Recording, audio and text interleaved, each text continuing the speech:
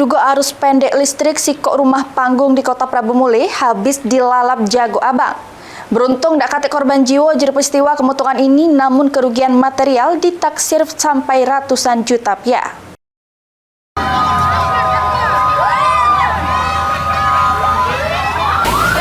Kemutungan balik lagi terjadi di Kota Prabu Muli.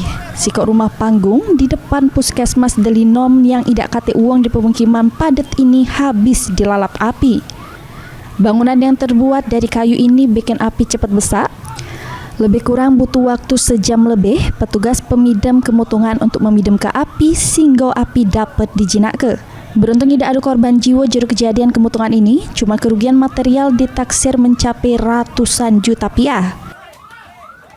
Jadi kebakaran ini personil kami mendapat informasi 16.43 langsung ke lokasi, langsung tiba di lokasi, langsung melakukan pemadaman. Apa yang kebakar ini, Pak?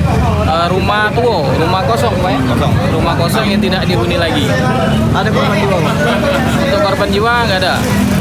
Berapa lama kita untuk memadamkan api, Pak?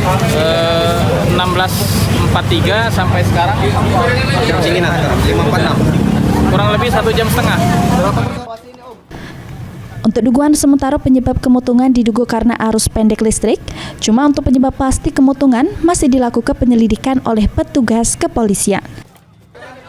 Anggi Perkasa, PAL TV.